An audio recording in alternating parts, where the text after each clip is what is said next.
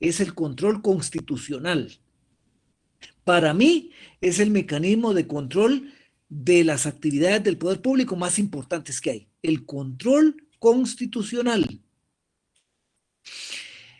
El control constitucional lo podemos definir entonces como el mecanismo jurídico por el cual, para asegurar el cumplimiento de las normas constitucionales, se invalidan los preceptos normativos de rango inferior que no hayan sido dictados de conformidad con aquellas, o sea, con las normas constitucionales, o se suspenden los actos de autoridad que violenten la Constitución. Si ustedes ven esta definición de control constitucional, pues tiene remarcados con letra naranja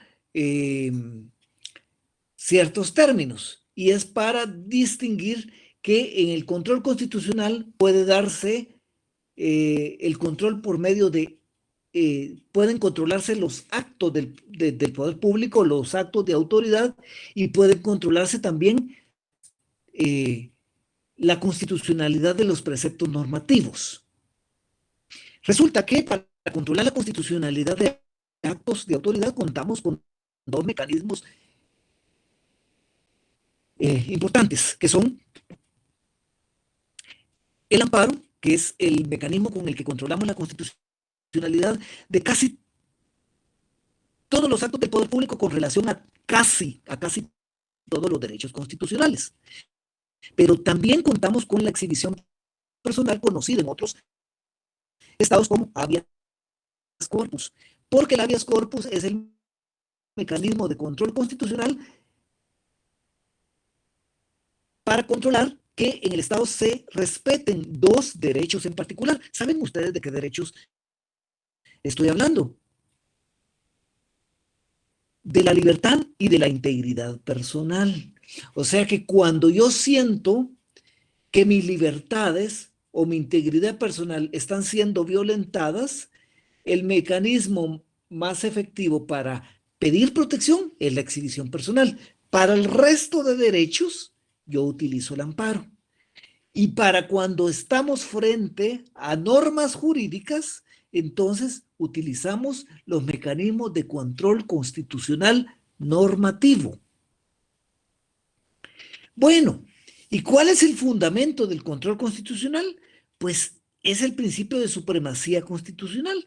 Según este principio, la Constitución es el cuerpo normativo que sirve de fundamento material o formal al resto de disposiciones normativas. O sea que la Constitución es lo que se conoce como la norma normarum, la norma de mayor rango, la norma de normas, significa ese término que está escrito en latín. Entonces la Constitución es nuestra norma normarum. Pues Reinaldo Manossi, un jurista argentino, refería que para que existiera un verdadero control de constitucionalidad era necesario la existencia de una constitución rígida, tal cual la tenemos en Guatemala. Nosotros tenemos una constitución rigidísima, un órgano independiente que controle la constitucionalidad de normas y actos de poder público. Nosotros tenemos nuestro Tribunal Constitucional y la existencia de derechos objetivos, el reconocimiento de derechos objetivos, el reconocimiento de derechos humanos. Y pues indica que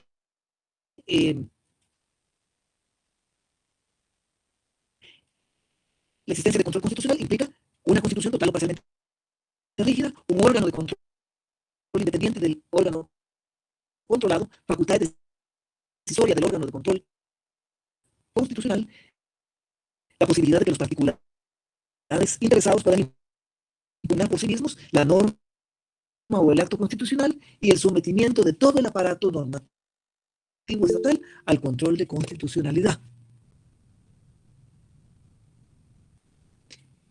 Bueno, nos vamos a ubicar, ya hablamos entonces de que hay control de constitucionalidad de actos y control de constitucionalidad de normas. Y nos vamos a ubicar en el control constitucional de normas y vamos a referir que en el mundo existen dos sistemas bastante diferenciados para controlar la constitucionalidad de normas jurídicas. Y existe lo que se llama el sistema difuso, no sé si ustedes habían oído hablar de este, y el sistema concentrado. En el sistema difuso, resulta que aquí no existe un tribunal constitucional único, sino que todos los órganos jurisdiccionales pueden hacer control constitucional normativo. En cambio, en el sistema concentrado sí existe un tribunal constitucional único. En el efecto normal o principal del sistema difuso es que si se declara la inconstitucionalidad de una norma jurídica, esta norma es inaplicada al caso concreto. En cambio, en el sistema concentrado, lo que se produce es la expulsión o pérdida de vigencia de la norma jurídica. Y en el sistema difuso, los efectos que se producen afectan nada más a las partes, o sea, es interpartes. Y los efectos son stunk, que quiere decir que afecta a partir de cuando se hizo la impugnación de la norma jurídica. En cambio, en el sistema concentrado, los efectos son erga omnes, o sea, no es solo para las partes, sino que el efecto es hacia todos. Erga omnes es hacia todos.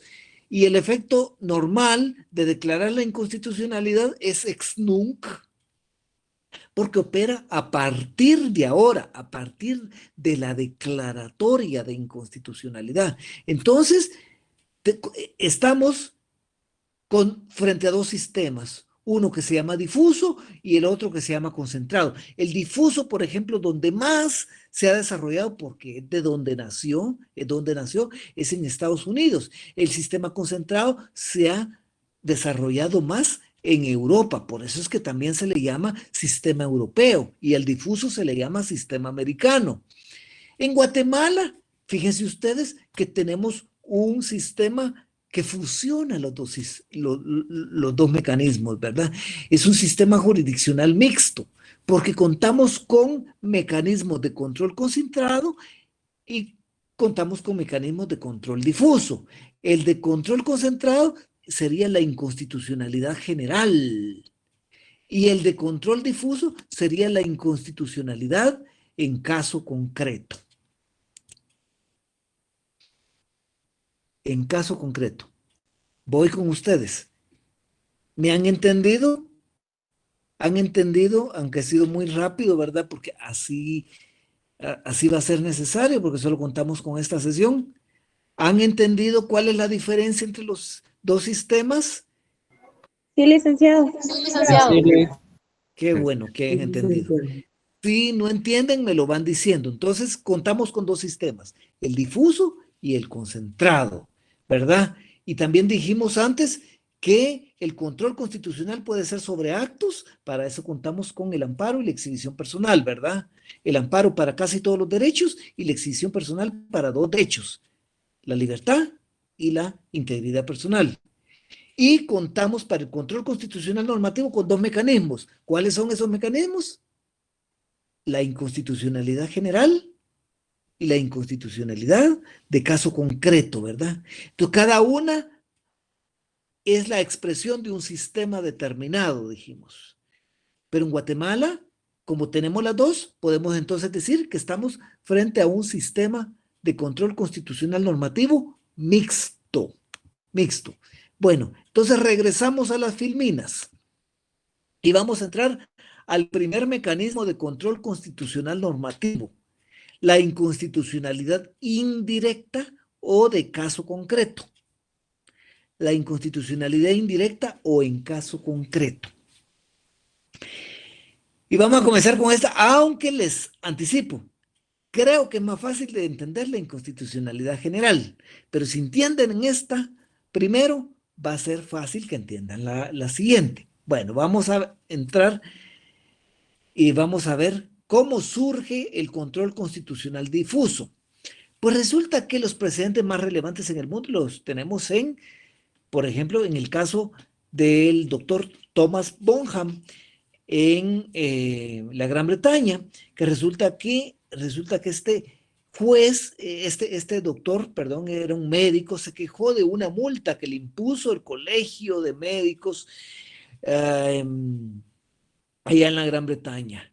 Y resulta que él adujo que esa multa era contraria al derecho común, eh, eh, al derecho común inglés.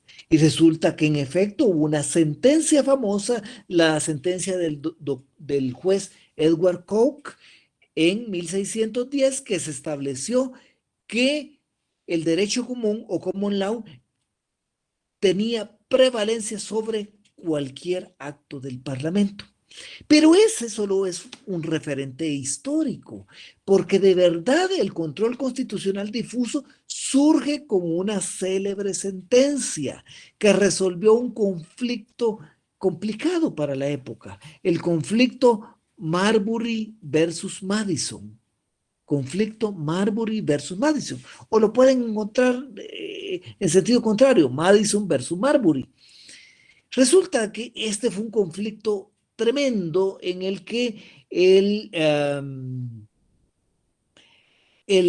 secretario de Estado, luego de un cambio de gobierno, no expedía unos certificados habilitantes para unos jueces recién nombrados,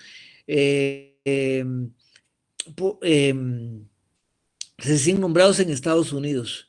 Entonces resulta de que no los emitía.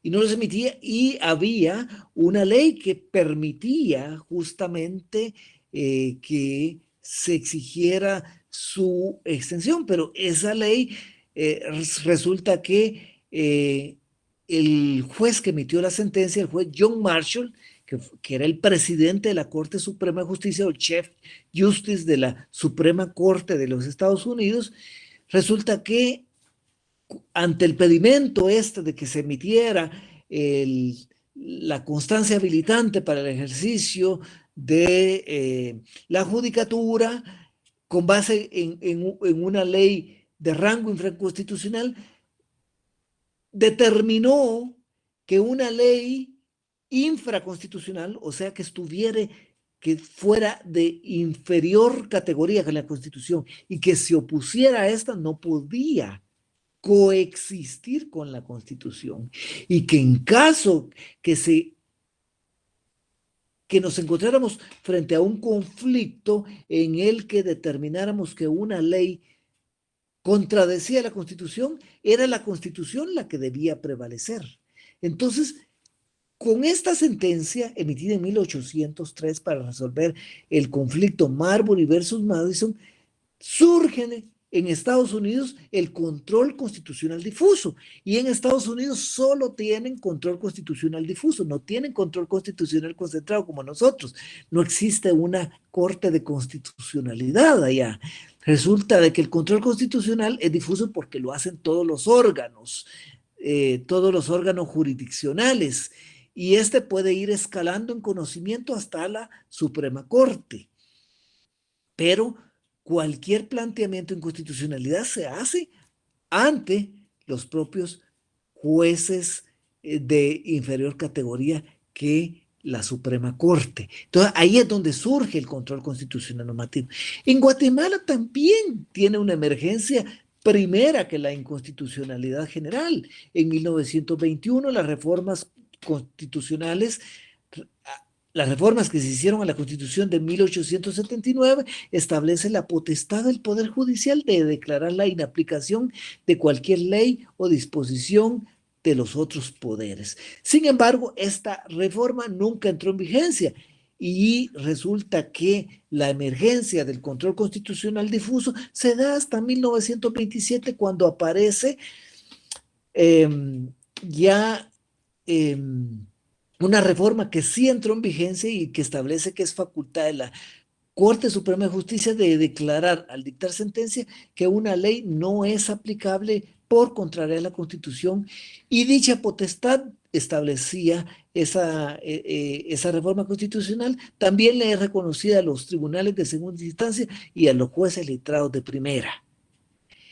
Y la Constitución de 1945 y la de 1956 también establecen la nulidad ipso iure de las disposiciones legales que restrinjan, disminuyen, violenten o tergiversen los derechos que la Constitución garantiza. O sea, desde 1921 viene entonces ya regulándose manifestaciones del control constitucional difuso o de la inconstitucionalidad indirecta en Guatemala. 1956 se abrió la posibilidad de que las partes promovieran la inconstitucionalidad indirecta, y en la Constitución de 1955 se mantuvo el control difuso y aparece ya por primera vez el control concentrado. En la Constitución de 1985 se mantiene el control constitucional difuso y aparecen las modalidades de planteamiento de acción, excepción o incidente. Ya contamos con esta reforma, no reforma, con esta constitución y esta ley procesal con esta regulación constitucional también. Ya la Asamblea Nacional Constituyente nos lega una ley procesal constitucional, que es la que nosotros llamamos como ley de amparo, exhibición personal y de constitucionalidad, donde se desarrolla justamente el control constitucional difuso. Denominación. Yo les vengo hablando de inconstitucionalidad indirecta o inconstitucionalidad en caso concreto, pero en realidad nuestra Constitución y la ley de amparo le define expresamente como inconstitucionalidad de ley en caso concreto. En la práctica, los abogados, todos le denominan inconstitucionalidad en caso concreto. Pero también vamos a ver que en la doctrina vamos a encontrar con que también se le va a denominar inconstitucionalidad indirecta, inconstitucionalidad incidental o inconstitucionalidad difusa. ¿Cómo vamos a definir a la inconstitucionalidad en caso concreto? En términos muy resumidos, vamos a decir que es un mecanismo procesal de control constitucional por el cual las partes de un proceso jurisdiccional pueden hacer efectivo su derecho por vía de la acción, excepción o incidente de que un precepto jurídico que estiman inconstitucional sea examinado, para que si se determina que es inconstitucional o que riñe con la Constitución, este no sea aplicado en un caso concreto.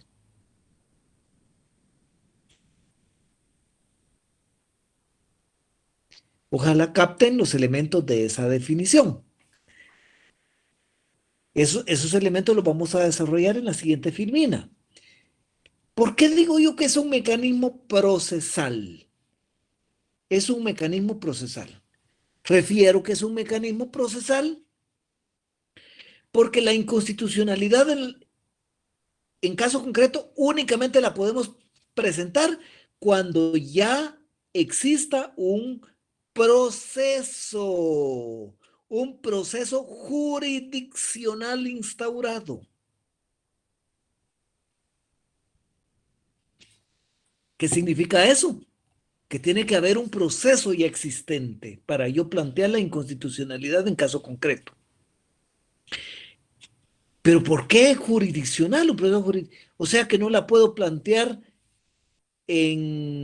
ante una autoridad administrativa. No, señor. No se puede plantear ante una autoridad administrativa. No se puede plantear ante el alcalde municipal, por ejemplo, que es una autoridad administrativa. Tiene que ser ante una autoridad judicial, porque ya existe. ¿Y qué se necesita? Que ya exista un proceso judicial ante esa autoridad y en el que pueda yo plantear eso. ¿Cuál es la finalidad? Que se desarrolle el examen de constitucionalidad del precepto normativo. O sea, yo estoy en un proceso. Entonces yo estoy dudando que resulta que mi caso lo van a resolver conforme una norma que yo digo que es inconstitucional. Entonces, ¿cuál va a ser mi finalidad al promover una inconstitucionalidad en caso concreto? Que se examine la norma, ¿no? que se examine si es constitucional o no. Está al alcance de las partes. ¿Qué significa eso? Que solamente las partes o sujetos procesales dentro de un proceso pueden plantear la inconstitucionalidad. ¿Qué quiere decir eso? Que si yo soy un tercero y no se me ha reconocido la calidad de parte procesal, no puedo plantear la inconstitucionalidad en caso concreto. Pero si yo soy mamá del procesado, por ejemplo, un procesado penal, ¿puedo plantear la inconstitucionalidad en caso concreto? No, señor. Tiene que reconocérsele antes la calidad de parte. Y el PDH, el Procurador de los Derechos Humanos, que aboga tiene buenas intenciones de protección a las personas, puede plantear la inconstitucionalidad en caso concreto. Si no tiene la calidad de parte procesal, no puede plantear la inconstitucionalidad en caso concreto. Su pretensión entonces es que se realice el examen de constitucionalidad y consecuentemente se produzca la inaplicación. O sea que yo quiero que declaren que ese artículo con que me van a juzgar mi caso es inconstitucional. Y consecuentemente, si es inconstitucional, pues que no sea aplicado en mi caso, ¿verdad? Y la motivación del planteamiento va a radicar en que yo estimo que es dubitable la constitucionalidad de un precepto normativo. Naturaleza jurídica. Para yo, resulta que planteo la inconstitucionalidad en caso concreto y cuando yo, entonces me surge la duda, ¿cuál es la esencia de la inconstitucionalidad en caso concreto? ¿Cuál es la esencia? Pues la ley procesal constitucional, nuestra ley de amparo ya nos da esa respuesta. La Constitución misma nos dice que es una garantía constitucional. ¿Y por qué es una garantía? Porque es un mecanismo para hacer efectivo un derecho. O sea, cuando hablamos de garantías, nos estamos refiriendo a los mecanismos para hacer efectivo derecho. Y en efecto, la inconstitucionalidad en caso concreto es un mecanismo para hacer efectivos derechos constitucionales. ¿Cuáles son las características de la inconstitucionalidad en caso concreto y cómo la vamos a diferenciar de la otra inconstitucionalidad? Primero, ya dijimos, la inconstitucionalidad en caso concreto es un medio de defensa procesal. ¿Por qué? Porque la planteamos dentro de un proceso ya existente. Es de alcance particular. ¿Por qué? Porque solo las partes pueden plantear la inconstitucionalidad en caso concreto. Es utilizado como contralor de la constitucionalidad. ¿Por qué? Porque es para controlar que las normas que se apliquen en mi caso sean constitucionales. Es difuso porque es ante cualquier órgano jurisdiccional que lo puede plantear. O sea que el conocimiento de la inconstitucionalidad en caso concreto no está concentrado únicamente en la Corte de Constitucionalidad, sino que yo puedo plantear la inconstitucionalidad en caso concreto en cualquier proceso. Es incidental, porque resulta que dentro de un proceso ya instaurado, su planteamiento resulta que se ventila como un procedimiento incidental, un procedimiento aparte del proceso principal. Es declarativo en cuanto a su fin. Es declarativo porque la resolución que se emite en una inconstitucionalidad en caso concreto no afecta la vida de la disposición normativa cuestionada, no afecta la vida de la norma. Y en cuanto al procedimiento, vamos a decir que es un procedimiento sumamente sencillo, de carácter biinstancial. ¿Cuál es el objeto entonces de la pretensión de la inconstitucionalidad en caso concreto? Entonces, que se realice el examen correspondiente y se determine la inconstitucionalidad. Y resulta que, determinado eso, al momento de decidir el fondo del asunto, resulta que el precepto normativo no sea aplicado en el caso concreto. Bueno, esta filmina es bastante ilustrativa y muy bonita para diferenciarla de la inconstitucionalidad directa o general, que es la que se plantea directamente ante la Corte de Constitucionalidad. Y aquí vemos las diferencias. Las dos, por ejemplo, ven ustedes que en medio de la gráfica hay unas flechitas, porque dice que en ambas lo que se pretende es el examen normativo. En ambas se pretende el examen normativo. Sin embargo, sí hay diferencias entre ambas porque en la inconstitucionalidad en caso concreto resulta que va a haber un proceso previo. En cambio, en la inconstitucionalidad general no hay ningún proceso previo. Aquí atacamos directamente la norma. En cambio, aquí, en la inconstitucionalidad en caso concreto, resulta que lo que pretendemos es atacar la norma, pero para que ésta no nos sea aplicada en el proceso ya existente. O sea, necesitamos entonces, como antecedente del caso, en la inconstitucionalidad en caso concreto, que exista un asunto o proceso previo. En cambio, en la general no necesitamos eso. La pretensión sí es la misma. En la inconstitucionalidad en caso concreto, entonces el efecto de declarar inconstitucional un precepto normativo será su inaplicación. En cambio, en la inconstitucionalidad general, el efecto será la expulsión del precepto normativo, la expulsión o la pérdida de vigencia. Competencia para conocer. Aquí vamos viendo también otras diferencias con la inconstitucionalidad general. En la inconstitucionalidad en caso concreto, esta se puede plantear ante cualquier tribunal de la jurisdicción ordinaria.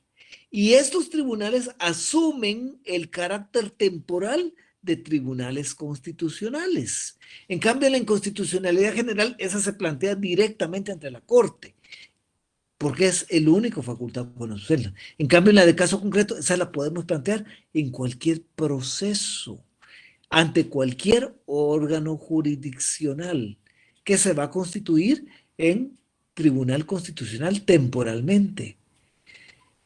Las únicas excepciones, si bien yo les dije de que se puede plantear ante cualquier órgano jurisdiccional, las únicas excepciones las van a tener si lo planteamos la inconstitucionalidad de caso concreto ante un juzgado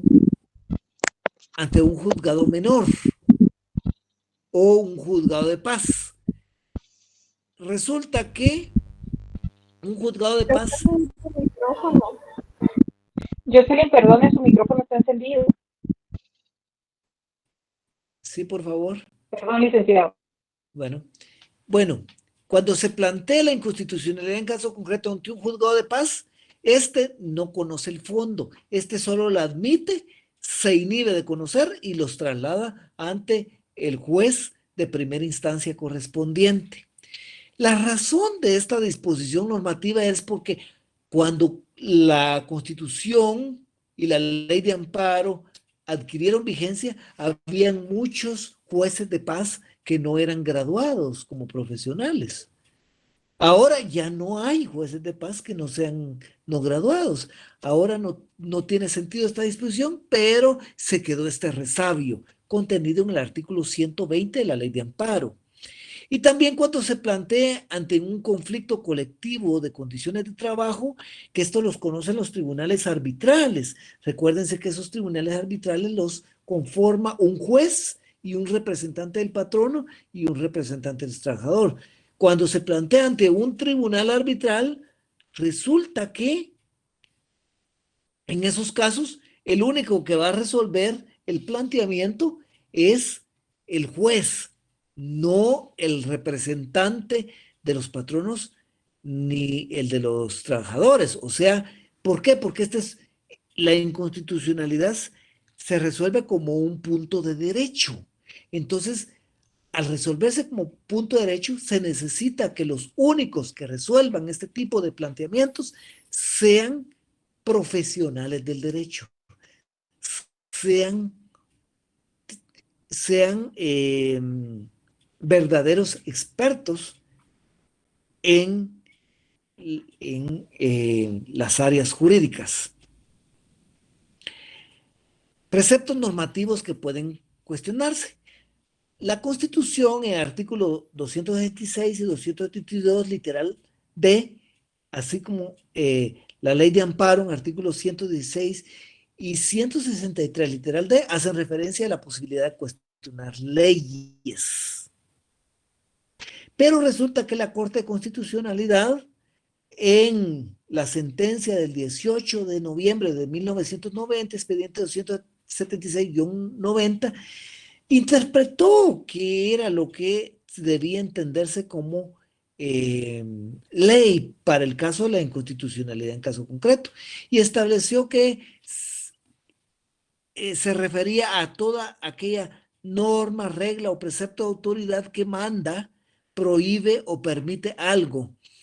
O sea, que dentro de ese concepto estarían contenidos cualquier reglamento, ordenanza, estatuto o decreto que tuviera carácter general.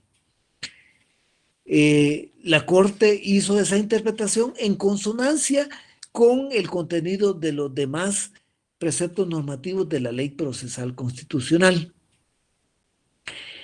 Bueno, y estableció la Corte de que esas leyes o normas de carácter general, que ya dijo la Corte en ese caso que al referirse a leyes o normas de carácter general pudieran incluirse los reglamentos, los decretos, los estatutos, cualquier disposición que tuviera un alcance general, que debía gozar las siguientes características. Debían ser generales o impersonales.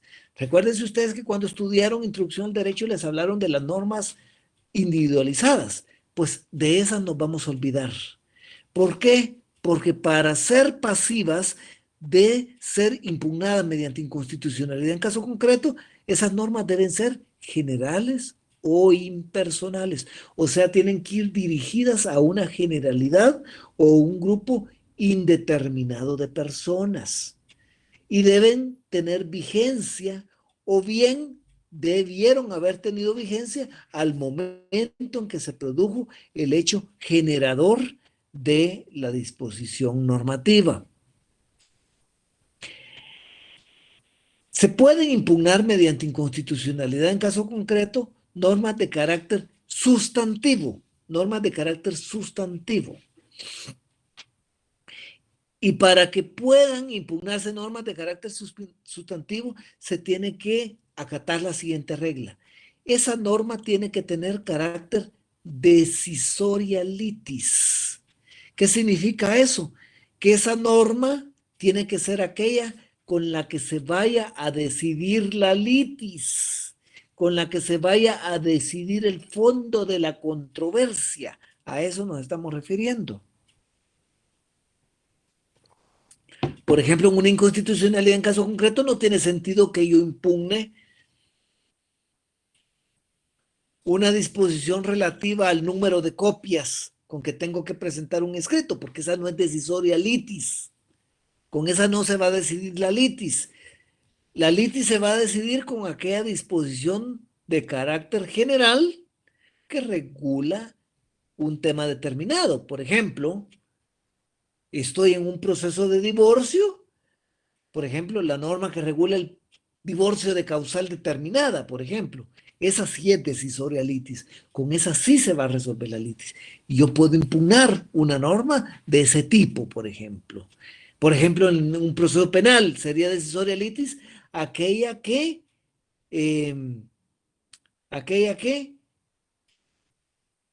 regula o tipifica un delito, o sea, que establece los elementos tipos de un delito. Esa pudiera ser una norma decisoria litis en un proceso penal. Aquí traigo una sentencia, la de 2 de mayo de 2007, expediente 774-2007, en el que repelió una inconstitucionalidad en caso concreto porque le dijo, la norma que usted me impugna no es decisoria litis. ¿Por qué? Porque no resulta la norma no regula el tema decidendum propio del juicio en el que estamos, le digo, ¿verdad? Otra regla que hay que tener cuando se impugnan normas de carácter sustantivo es que éstas tienen que tener vigencia. Tienen que tener vigencia o bien que haya estado vigente cuando se produjo la aplicación en sede administrativa. Esto lo vamos a dejar ahí, esto es muy complejo, sobre la inconstitucionalidad contra normas administrativas. Es bastante complejo el asunto. Si tengo la oportunidad algún día de venir nuevamente con ustedes, pues se los termino de explicar.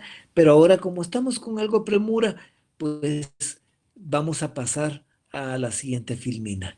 También pueden aplicarse, también pueden impugnarse reglamentos. Mayormente esto se da en procedimientos de tipo administrativo.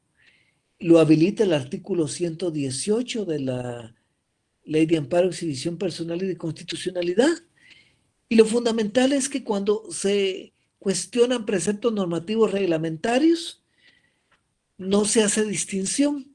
Estos pueden ser reglamentos prater legem, o sea, aquellos reglamentos independientes, o sea, que no derivan del desarrollo de una ley, o pueden ser los reglamentos secundum legem, que son aquellos que sí derivan del desarrollo de una ley.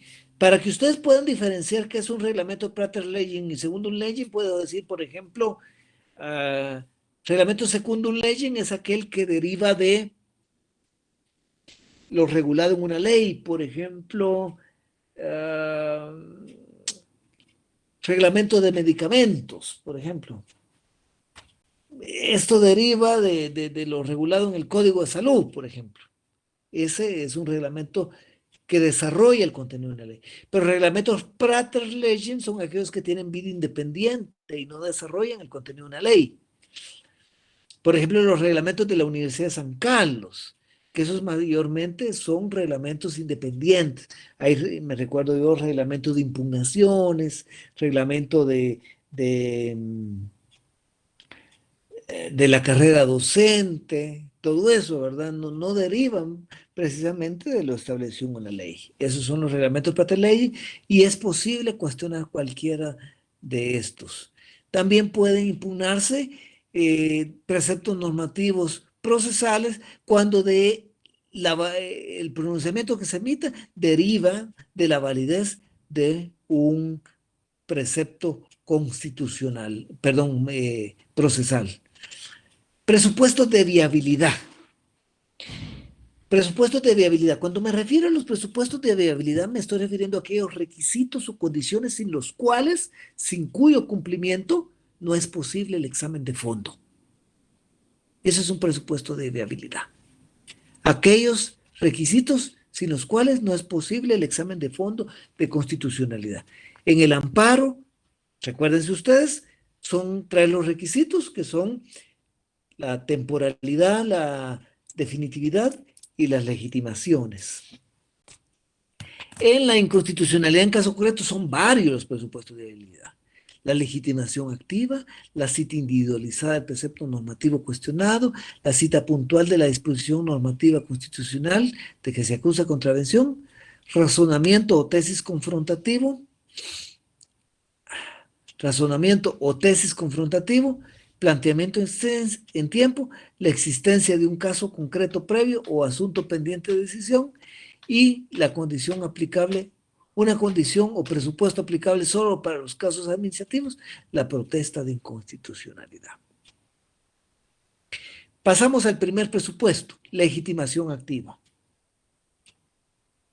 Este presupuesto es muy fácil de entender porque ya lo expliqué yo en las primeras filminas.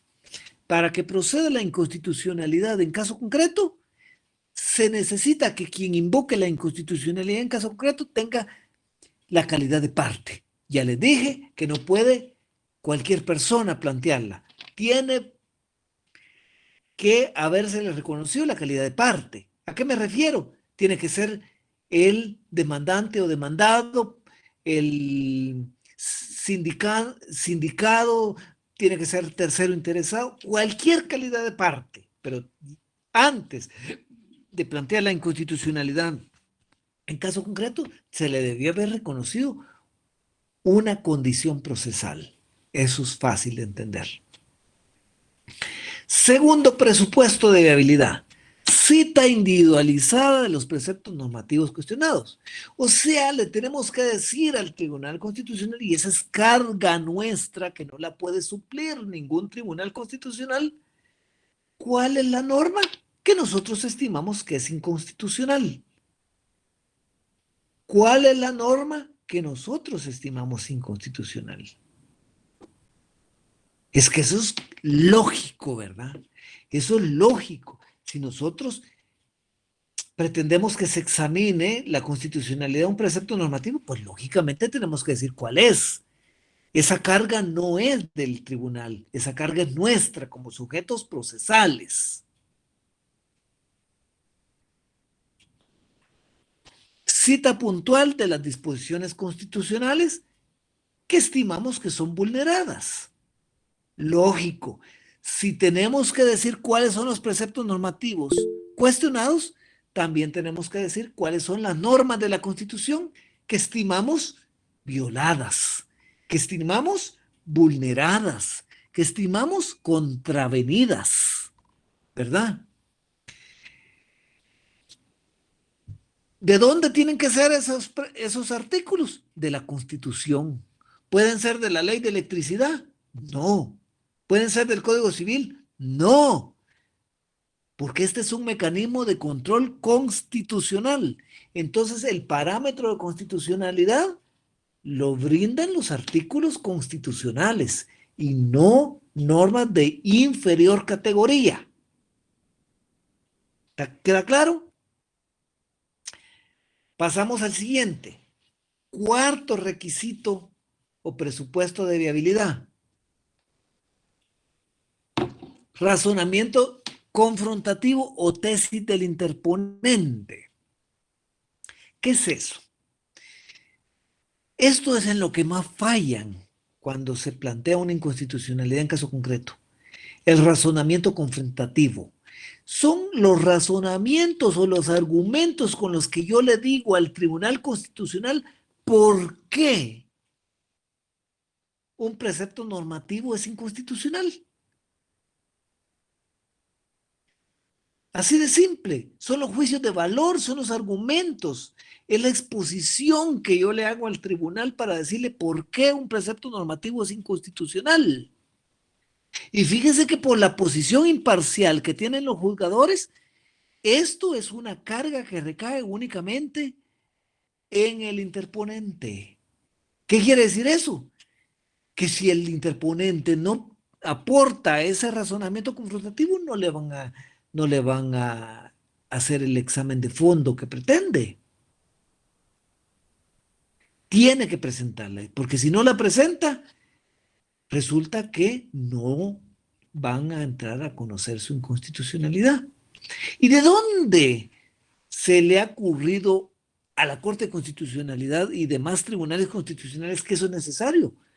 El artículo 135 de la Ley de Amparo establece que la petición de inconstitucionalidad se hará por escrito teniendo en cuenta lo aplicable, los requisitos exigidos a toda primera solicitud, conforme a las leyes procesales comunes, expresando en forma razonada y clara los motivos jurídicos en que descansa la impugnación.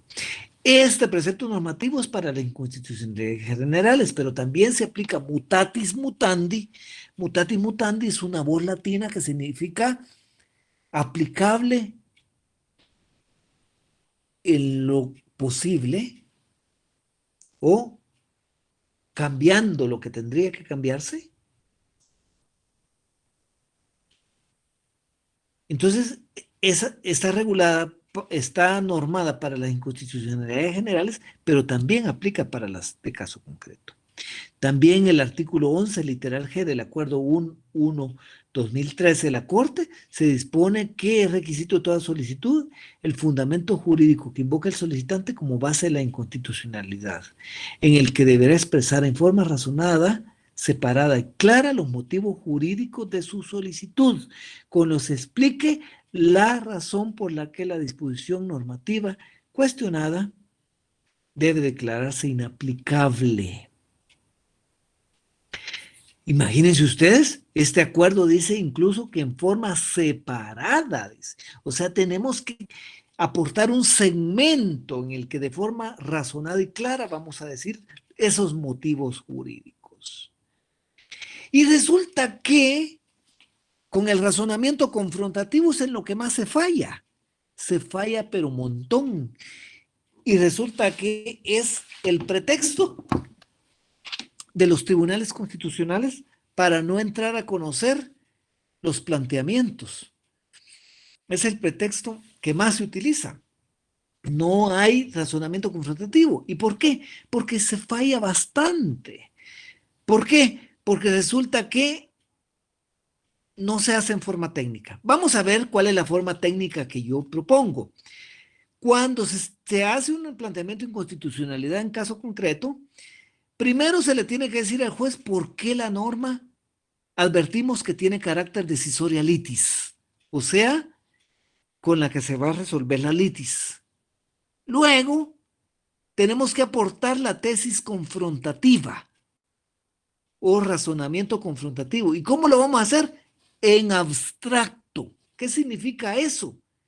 Que resulta que lo vamos a hacer en abstracto, o sea, sin tener en cuenta elementos personales, elementos de quien interpone la inconstitucionalidad, circunstancias de quien interpone la inconstitucionalidad. ¿Qué significa eso? Que lo debo hacer en abstracto. Es que yo tengo que enfrentar el precepto infraconstitucional, o sea, el precepto legal o reglamentario, con la disposición constitucional. Y tengo que para eso apoyarme en criterios propios, doctrinarios y jurisprudenciales. Pero en esto es en lo que más se falla, porque no se aportan tesis en abstracto. Y vienen diciendo, mire señor juez, es que si se me aplica a mí esa norma es inconstitucional. Si se me aplica a mí es inconstitucional, porque yo no cometí tal delito. Ese es un razonamiento malo, porque ahí estoy utilizando elementos fácticos para razonar. Porque la norma tiene que ser inconstitucional si se le aplica a usted, si se le aplica a mí, si se le aplica a cualquiera. Tenemos que hacer un razonamiento en abstracto. O sea, abstrayéndonos de las circunstancias particulares de quien interpone el planteamiento. Y tenemos que enfrentar el contenido de una norma con otro. Y no me sirve nada más transcribir lo que dice un artículo con lo que dice el otro. Es que mire, señor juez, es inconstitucional porque mire lo que dice este artículo de la ley, mire lo que dice el artículo de la Constitución, por eso es inconstitucional. No, lo que necesitamos son los por qué. Lo que necesitamos son razonamientos que nos indiquen por qué es inconstitucional. Y luego, con base en el razonamiento, decirle al juez como consecuencia, la disposición es inconstitucional por la que solicito su inaplicación. Y aquí vemos una sentencia dictada, un fragmento de sentencia dictada el 9 de enero de 2009, expediente 2827-2008, en el que se le dice, mire, usted no me aporta razonamiento, usted se limita a señalar que la norma es inconstitucional sin indicar las razones jurídicas que justifiquen su impugnación. Planteamiento en tiempo. Planteamiento en tiempo. ¿A qué nos referimos con esto del planteamiento en tiempo de la inconstitucionalidad en caso concreto? Como regla general, como regla o casi general, vamos a decir de que si lo que pretendemos es la inaplicación, pues obviamente la regla general es de que no se haya dictado sentencia o resolución final en el caso. Esa es la regla casi general. Por eso es que dice la ley y la Constitución misma, hasta antes de dictarse sentencia. Ya cuando se dictó sentencia, fíjese de que yo voy a plantear inconstitucionalidad contra el artículo tal que lo aplicó en la sentencia. No, ahí ya no sirve. Es antes de dictar sentencia que yo voy a visorar que me van a aplicar ese artículo y que yo tengo que impugnarlo. Y vemos aquí una sentencia de 21 de junio de 2006, expediente 998-2006, que se le dice, es que este planteamiento se hizo fuera de tiempo, fuera del momento procesal oportuno que prevé dicha norma, es decir, antes de dictarse sentencia. Y para cuestiones de tipo administrativo, el artículo 118 de la Ley de Amparo dice que los planteamientos deben hacerse dentro de los 30 días siguientes en lo contencioso administrativo. Dentro de los 30 días siguientes a la fecha en que causó estado la resolución administrativa. Aquí sí hay un plazo específico, 30 días después de que causó estado la disposición normativa, perdón, la resolución administrativa aplicada. Por eso es que yo digo de que como regla casi general, la inconstitucionalidad en caso concreto debe hacerse antes de que se dicte el fallo final. La regla específica en lo administrativo es 30 días en el proceso contencioso administrativo y la regla y la excepción a la regla es que de verdad exista real imposibilidad de prever que la norma iba a ser planteada. Bueno, otro presupuesto de viabilidad es la existencia de un caso concreto previo, o sea que exista un proceso pendiente de resolución final, ¿verdad? Pendiente de decisión, ¿verdad? Porque ya dijimos que este es un mecanismo procesal en la que necesitamos que exista un proceso previo para hacer el planteamiento. Y en los casos administrativos hay una regla específica que la Corte la ha desarrollado, que se llama la protesta de inconstitucionalidad. Y si a ustedes no les gusta la palabra protesta, pueden hacer el acuse de inconstitucionalidad o la llamada de atención de inconstitucionalidad.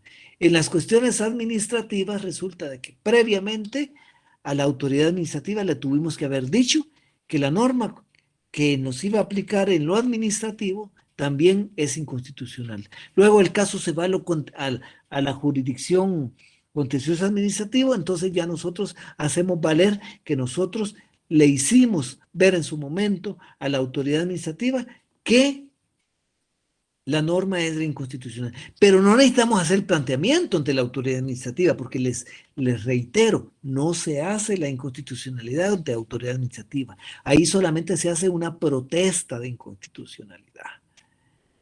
Bueno, y en lo administrativo entonces debemos haber hecho esa protesta de inconstitucionalidad para que sea viable la inconstitucionalidad en caso concreto. La inconstitucionalidad en caso concreto puede plantearse de 4 formas posibles. Como incidente, como excepción y como acción. Y como acción tiene 2 submodalidades, como única pretensión y con otras pretensiones. Aquí ya se complica un poquito la cosa, ¿verdad? Como incidente, como excepción, es fácil, pero esto como acción tiene sus complicaciones. Y también puede presentarse como una forma, o como forma especial, como motivo del recurso de casación. Como motivo del recurso de casación.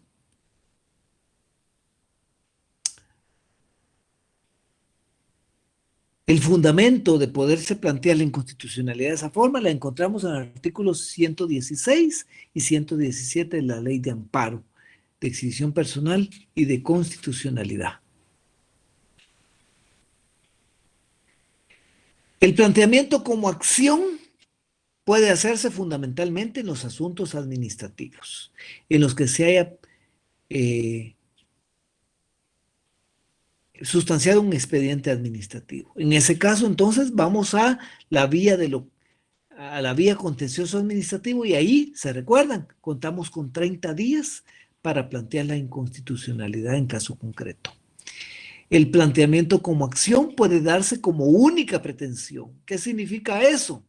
Que cuando se hace como única pretensión, lo único que pretendemos es que se declare la inconstitucionalidad del precepto normativo. Y no hay expectativa de otro tipo de resolución. O sea, no hay expectativa de una resolución del asunto ordinario, del asunto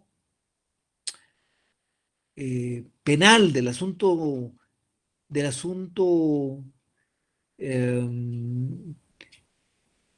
no constitucional, digamos. O sea, la única pretensión es que se examine la constitucionalidad. Por eso es que cuando hablamos de la inconstitucionalidad en caso concreto como acción, de alguna forma hablamos de un mecanismo como excepcional de planteamiento de inconstitucionalidad, porque en casi todo se necesita la existencia de un proceso previo, pero aquí no, porque aquí vamos, la acción sirve para eso, para iniciar las actuaciones jurisdiccionales. Y puede darse como única pretensión cuando lo único que pretendemos es la declaratoria de inconstitucionalidad, pero también puede darse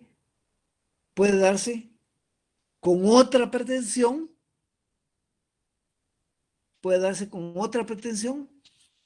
cuando resulta que iniciamos la acción con la inconstitucionalidad en caso concreto y paralelamente iniciamos un proceso jurisdiccional. El caso concreto se da con el proceso contencioso administrativo. Entonces vamos a decir que iniciamos la acción de inconstitucionalidad en caso concreto y también la acción contencioso administrativa. Entonces, cuando van paralelo a las dos acciones, entonces es con otra pretensión. Pero cuando solamente pretendemos la declaratoria de inconstitucionalidad, estamos frente a la inconstitucionalidad como única pretensión. Y también puede darse el planteamiento como incidente.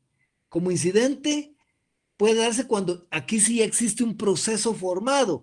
Entonces nosotros resulta que planteamos el incidente de inconstitucionalidad en caso concreto para que se examine la constitucionalidad de la norma con la que se va a resolver el caso. Como incidente, les he de decir que esta es la forma que admite mayor amplitud y es la que más se usa. Y yo la verdad es de que les aconsejaría, si algún día se ven frente a la necesidad de plantear una inconstitucionalidad en caso concreto, pues lo hagan con este conducto porque es el más noble, es el que posibilita mayor amplitud, como les dije.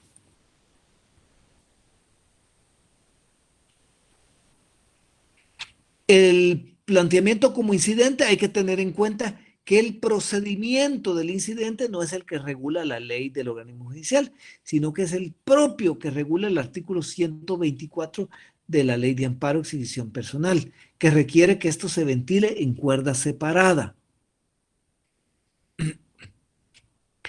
También puede plantearse como excepción. Y como excepción, pues recordemos que la excepción es un mecanismo de defensa al alcance de la parte demandada, por lo que no es lógico que la parte demandante lo utilice, por ejemplo. Es un mecanismo que solo le compete a la parte demandada. Y la excepción de inconstitucionalidad en caso concreto se tramita casi igual y en el fondo es casi igual que el planteamiento del incidente de inconstitucionalidad en caso concreto.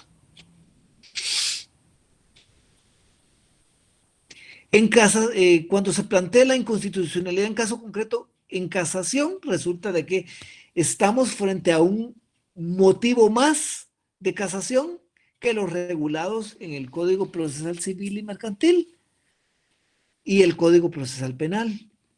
¿Y a qué nos referimos? A el motivo de casación que implica que estimamos que el precepto normativo con el que se resuelve el caso es inconstitucional y pretendemos su inaplicación en sentencia. Entonces ahí no utilizamos los mecanismos que anteriormente les dije, sino que utilizamos la casación y es posible también mediante casación su planteamiento. La casación solamente puede hacerse ante la Corte Suprema de Justicia, ante la Cámara respectiva, que asumirá también el carácter de Tribunal Constitucional, y la declaratoria correspondiente tendrá que producirse en auto razonado.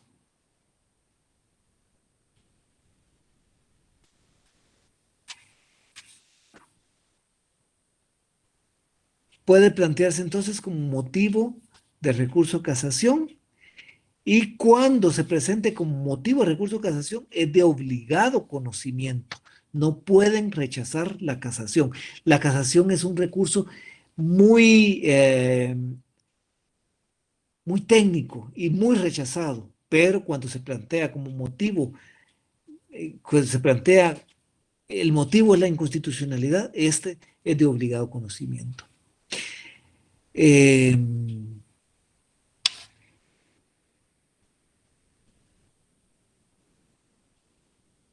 En esos casos, el procedimiento a observarse es el propio de una casación.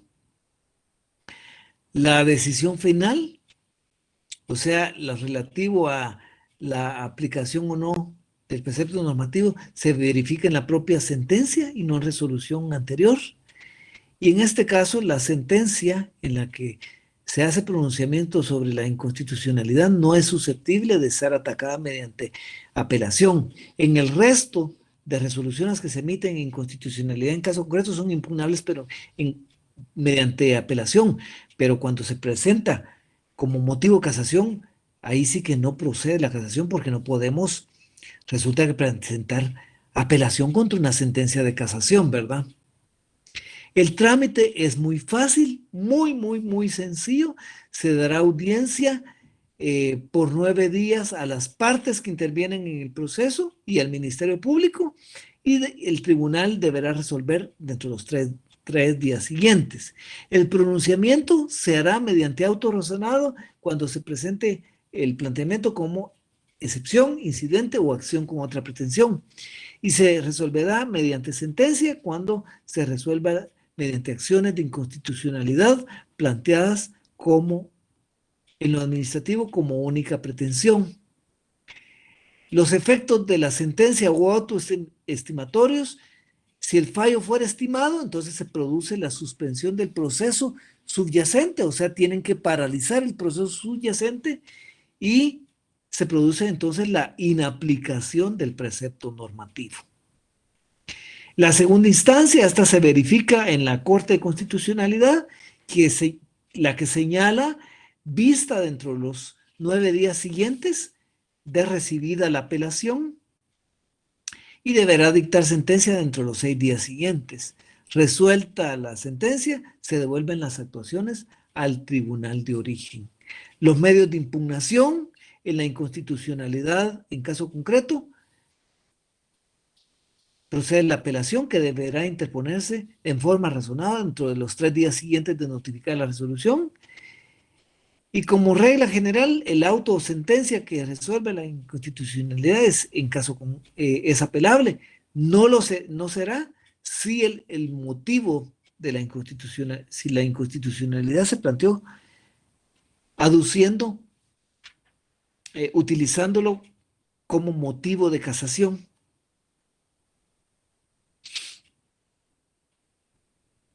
Las impugnaciones pueden plantearse o curso de hecho si resulta que el tribunal se negare a otorgar la alzada.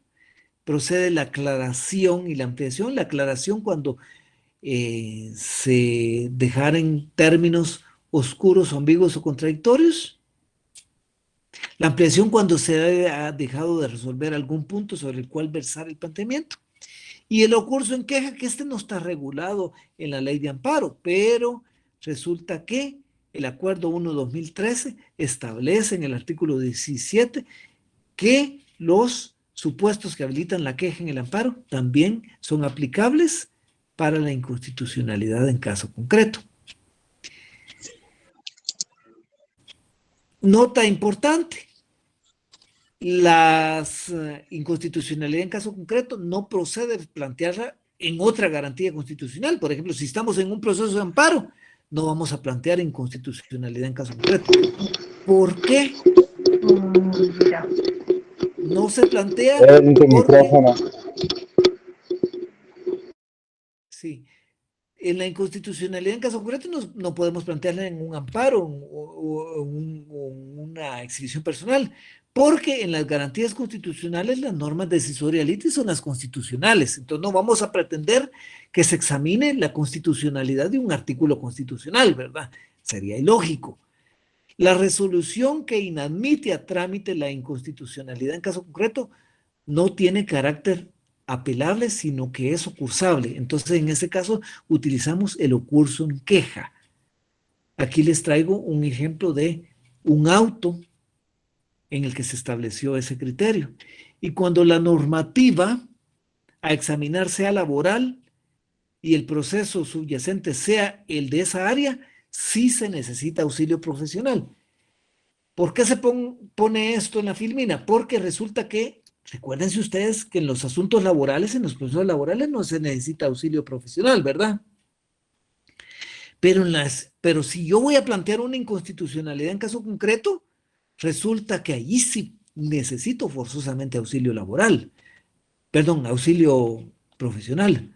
¿Por qué? Porque la inconstitucionalidad en caso concreto se resuelve como punto de derecho. Entonces se hace con base en argumentos jurídicos. Y necesito entonces contar con el auxilio de un profesional que no me lo puede brindar, por ejemplo, un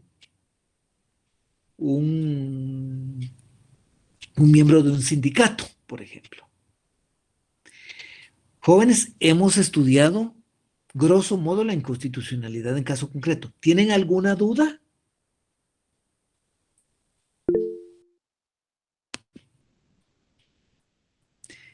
Jocelyn. Sí, licenciado, buenas noches. Las inconstitucionalidades en caso concreto no generan prudencia, ¿verdad? ¿O sí? Sí generan, pero cuando se apela y resulta que llegan los asuntos a la Corte de Constitucionalidad y ahí se ha formado la jurisprudencia específica para casos de inconstitucionalidad en caso concreto.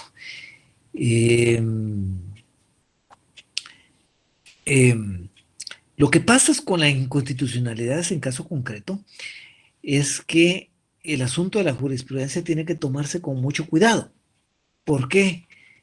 Porque una norma puede declararse que es constitucional, pero esto puede ser variado si de repente los argumentos con los que llega un nuevo planteamiento, pues son más fuertes, se fortalecen y de repente el Tribunal Constitucional cambia de parecer.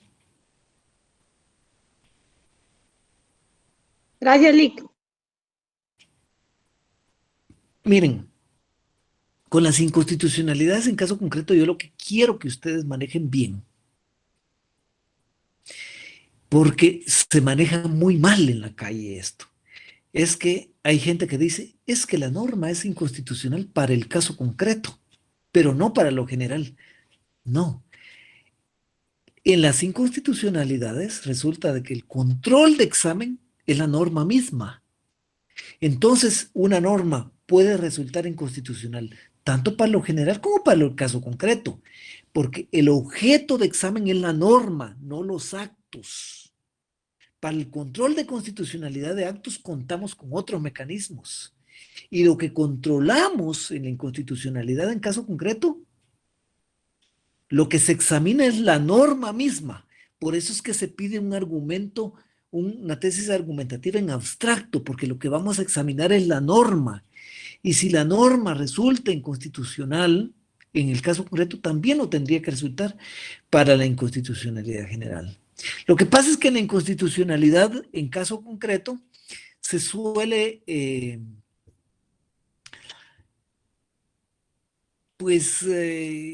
resulta que los planteamientos se hacen menos técnicos muchas veces y resulta que los tribunales constitucionales son bastante reacios a declarar las inconstitucionalidades muchas veces. La propia Corte de Constitucionalidad se ha esperado más a emitir sentencias que declaren la legitimidad constitucional de una disposición normativa en un planteamiento general que en una de caso concreto. Bueno, con la inconstitucionalidad directa, les sé decir que este es un poquito más fácil de entender, porque la otra tiene muchos vericuetos. Este es más fácil, pero como no va a dar tiempo, yo lo voy a adelantar hasta donde sea posible. Vamos a comenzar entonces. Bueno, ¿qué es la inconstitucionalidad general? Es un mecanismo procesal de control constitucional por el cual las personas legitimadas pueden hacer efectivo su derecho. Aquí sí que solo por la vía de la acción. Aquí sí que no hay modalidades. Que un tribunal constitucional declare la existencia de inconstitucionalidad de preceptos normativos de alcance general y como consecuencia que los expulse del ordenamiento jurídico, restableciendo la supremacía constitucional. Entonces vamos viendo las diferencias con la de caso concreto. La de caso concreto se hace el control constitucional normativo y si es inconstitucional, que se inaplique. En cambio, en la general, el efecto es que quede sin vigencia o que se expulse del ordenamiento normativo, para usar una palabra más drástica. Los elementos de la definición. Es un mecanismo procesal, ¿verdad? Procesal porque se instaura un proceso a raíz de eso. Su finalidad es que se produzca el control o examen de constitucionalidad, que es lógico. Está al alcance de los sujetos legitimados. Prácticamente en Guatemala, todo el mundo puede plantear inconstitucionalidades, siempre y cuando puedan pagar 3 abogados, ¿verdad? Su pretensión es que se declare la inconstitucionalidad a fin de que la norma sea expulsada o derogada del ordenamiento normativo. La motivación del planteamiento radica en que el accionante estima que concurre duda sobre la legitimidad constitucional del precepto normativo objetivo. Ven ustedes que hay diferencias, pero también hay similitudes con la de caso concreto. Naturaleza jurídica. Estamos frente a un verdadero proceso jurisdiccional, dijo Juan Francisco Flores Juárez. En otros estados se les regula como recurso. En Guatemala no se le regula como recurso porque recurso significa que es una incidencia. Incidencia será la de caso concreto, pero esta no es una incidencia. Aquí es un proceso principal el que se forma. Es un mecanismo procesal de control constitucional, características. Es general porque los efectos de la inconstitucionalidad afectan a todos. En cambio, en la de caso concreto, el efecto es interpartes, afecta a las partes. Es popular porque está al alcance de todos. Como ya les dije, quien puede pagar 3 abogados, pues puede acceder a una inconstitucionalidad en general. Es principal porque no depende de otras actuaciones. Recuérdense que en la de caso concreto, esa era incidental porque dependía de otras actuaciones. En cambio, esta no. Es constitutivo en cuanto a su fin, porque si se declara la inconstitucionalidad, esta va a repercutir en la vida misma de la norma. Recuérdense que en la de caso concreto, la naturaleza es declarativa, de declarar únicamente, pero la norma queda vigente, no vigente, únicamente se inaplica en la de caso concreto.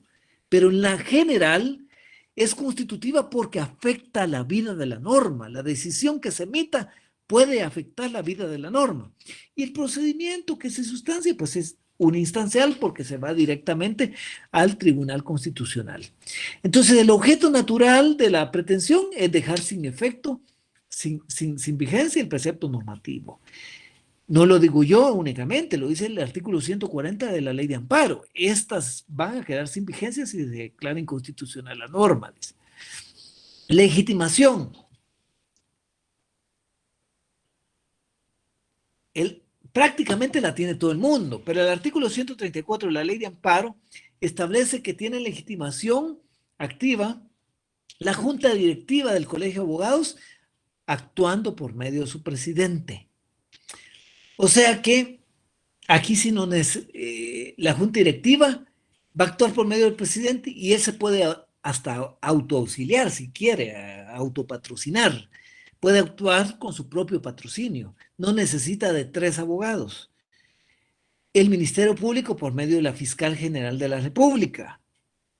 Eso lo definió la Corte en el auto de 5 de marzo de 1997, expediente 5397.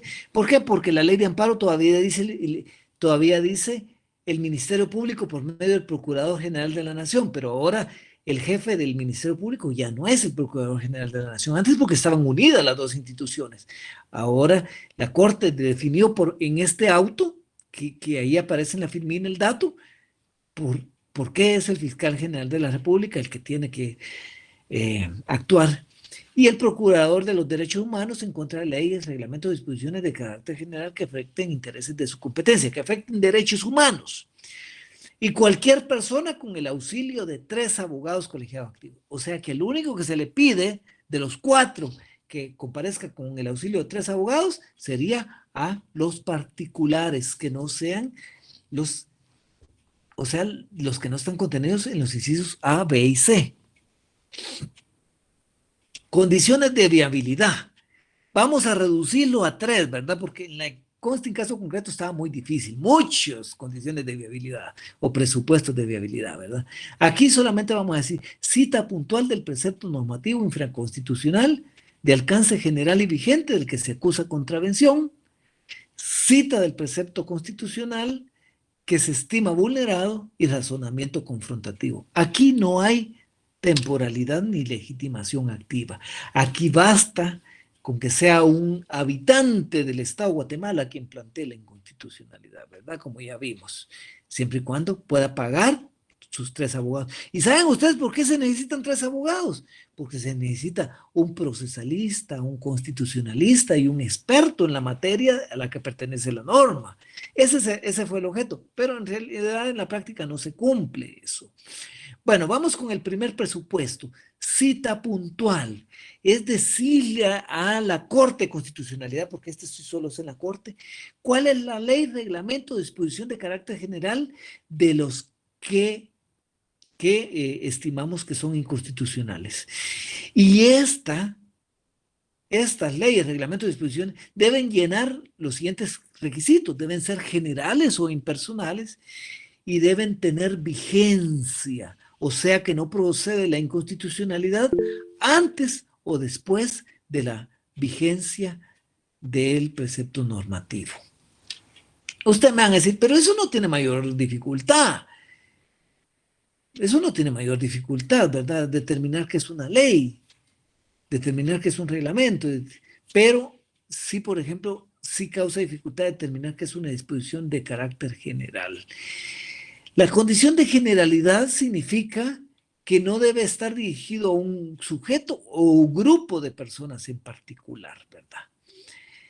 Porque en ese caso estaríamos frente a preceptos normativos personalizados, a normas individualizadas. Y como ya les dijimos, en ninguno de los mecanismos de control constitucional es viable la inconstitucionalidad contra preceptos,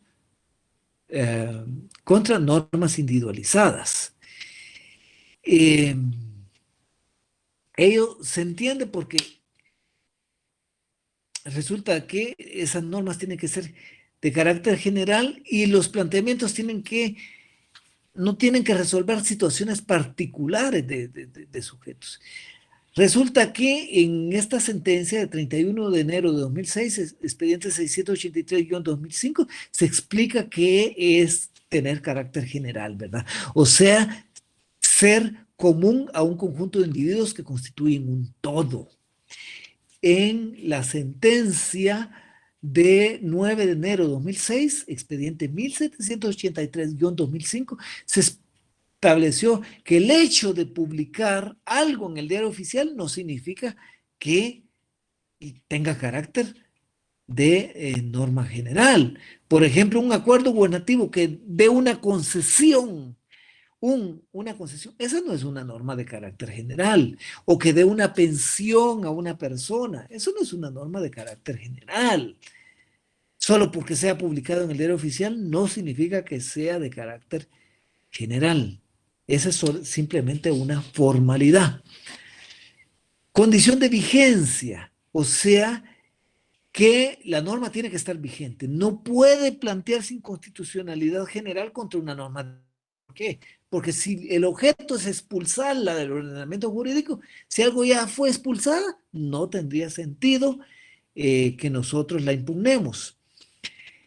Y también no procede la inconstitucionalidad contra disposiciones que aún están en periodo de vacatio legis. Vacatio legis es aquel periodo en que la norma es publicada y el periodo en que va a entrar en vigencia, o sea, el que medie. Cuando todavía no ha adquirido vigencia, no es posible impugnarla, no es viable impugnarla. Aquí tenemos un ejemplo de un auto de 27 de enero de 1993 en el que se planteó la inconstitucionalidad contra lo que iba a ser el Código Procesal Penal.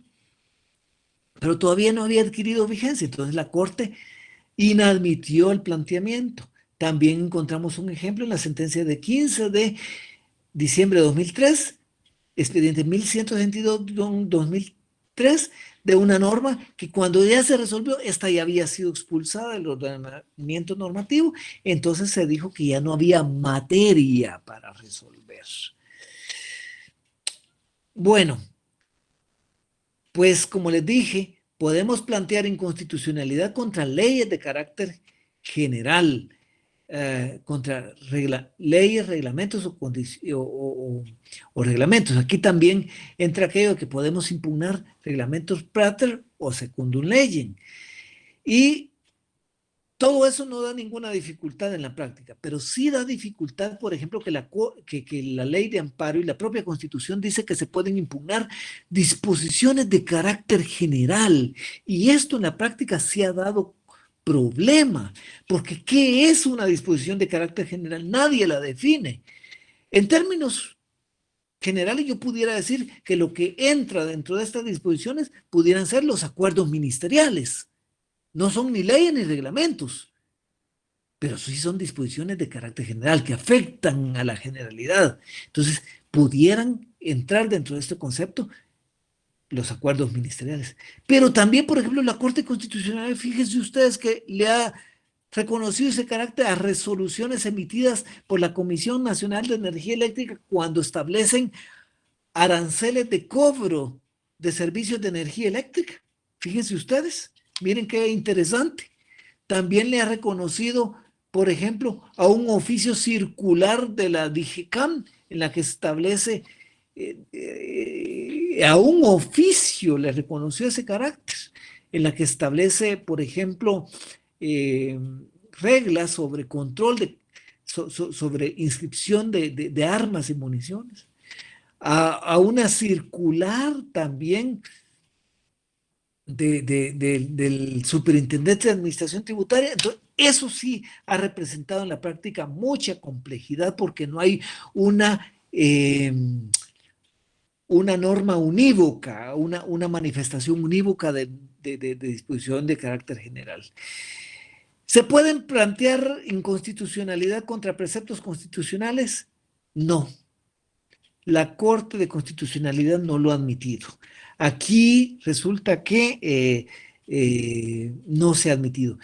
Por ejemplo, en Costa Rica hubo una sentencia que posibilitó que el presidente Óscar Arias Sánchez pudiera postularse nuevamente a la presidencia de la República. Esta prohibía la reelección presidencial. Y en Costa Rica sí se pudo, pero en Guatemala sí, abiertamente la Corte ha repelido ese tipo de planteamientos porque dice que no se puede pretender la inconstitucionalidad de lo constitucional. Ahí les dejé el número. Puede presentarse inconstitucionalidad contra preceptos de leyes constitucionales. Aquí sí la Corte ha sido un poquito más flexible y ha dicho que si fueron leyes constitucionales emitidas por la Asamblea Nacional Constituyente, no se puede. Pero si son reformas establecidas por el poder constituyente derivado, sí se puede. Un poco compleja la situación, ¿verdad? Vamos al segundo presupuesto de viabilidad. Cita del precepto constitucional que se estima vulnerado.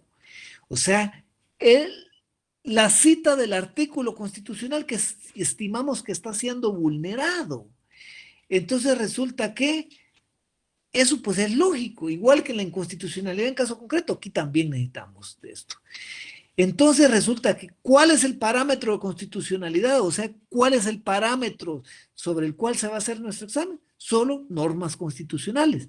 Pueden ser las normas de las leyes constitucionales. La Corte, pues no lo ha admitido. Hay una excepción nada más en esta sentencia, la del 23 de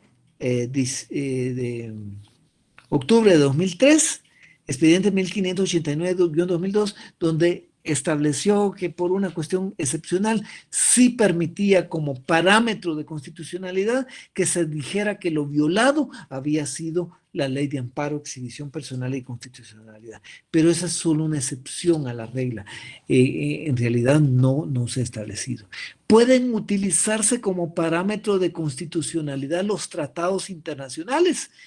Fíjense que la Corte de Constitucionalidad había tenido una posición bastante reacia a esto, pero a partir del 2007, la Corte 2009 acogió una sentencia en la que reconoció un concepto que se llama el bloque de constitucionalidad, que el bloque de constitucionalidad está compuesto por todos aquellos preceptos normativos que, aunque no formen parte directa de la Constitución, tienen contenido constitucional, y dentro de ese bloque de constitucionalidad le reconoció ese carácter a los tratados internacionales en materia de derechos humanos. Entonces, al haber reconocido el bloque de constitucionalidad, resulta que ya se puede invocar tratados internacionales como vulnerados si estos tienen contenido constitucional. El bloque de constitucionalidad se desarrolla bien en la sentencia del 17 de julio de 2012, expediente 1822-2011. Vamos con el tercer presupuesto, razonamiento confrontativo o tesis del interponente. Esto es igual que la inconstitucionalidad en caso concreto, se refiere a los por qué o al razonamiento o argumentación que el solicitante de la inconstitucionalidad debe aportar al tribunal para que advierta que la norma es inconstitucional. Este es un requisito sine qua non, sin el cual no se puede hacer el examen de fondo. Ese presupuesto deriva de lo establecido en el artículo 135 de la Ley de Amparo, Exhibición Personal y de Constitucionalidad y del artículo 12, inciso F del Acuerdo 1-2013, en el que requiere que haya un capítulo especial, miren, capítulo especial, en el que en forma razonada, separada y clara se expresen los motivos de inconstitucionalidad. En la sentencia del 22 de mayo de 2008, expediente 167-2008, se expone justamente que ese es un requisito sin el cual no se puede hacer el examen de inconstitucionalidad.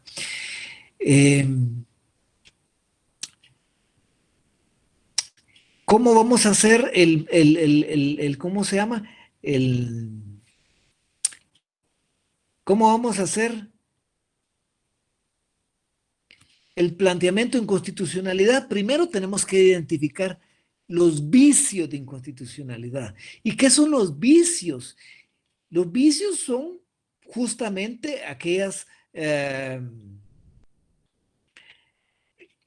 los vicios de inconstitucionalidad son aquellos vicios que vamos a estimar, aquellas deficiencias que vamos a estimar que concurren en las disposiciones normativas que las hacen inconstitucionales. Y justamente esos vicios son los que van a determinar cómo va a ser nuestro razonamiento confrontativo o nuestra tesis, ¿verdad? ¿Cómo se dividen esos vicios? Esos vicios pueden ser, en atención a sus alcances, pueden ser vicios totales o parciales. Los vicios de una norma, vicios de inconstitucionalidad, pueden ser total si resulta que el cuerpo normativo entero se advierte que es inconstitucional. O sea, si estamos hablando, por ejemplo, de el Código Civil, ¿cuándo va a haber un vicio total de inconstitucionalidad? Cuando es todo el código el que está viciado. ¿Y cuándo va a ser parcial? Cuando nos referimos a solo una palabra, solo una expresión, solo una frase, solo una oración, o uno o varios artículos, uno o varios capítulos. Eso está fácil, pero la siguiente clasificación es un poquito más complicada. El vicio puede ser, por su naturaleza, puede ser vicio material o puede ser formal. Vicio material o de fondo es cuando advertimos que el vicio radica en el contenido o espíritu de la disposición normativa, porque viola la Constitución, viola lo que consagra la Constitución con relación a X derecho. Por ejemplo, ese puede ser un vicio de fondo o material. Pero también puede haber un vicio formal, cuando nos referimos al proceso de formación de la ley. En Guatemala, ese vicio también es conocido como interna corporis, o sea, el vicio que está en la ley por su proceso de formación. O sea, que el vicio formal es el vicio que se produce en el proceso de formación. Por ejemplo, si una ley es orgánica, por ejemplo, y para su reforma necesita las 2/3 partes de votos de diputados y solo se aprobó con mayoría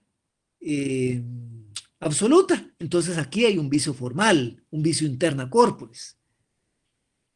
Ese es un vicio formal, por ejemplo. En esos casos nos puede ser de utilidad aportar una argumentación refiriendo que el vicio estuvo en el procedimiento mismo del proceso de formación de la ley.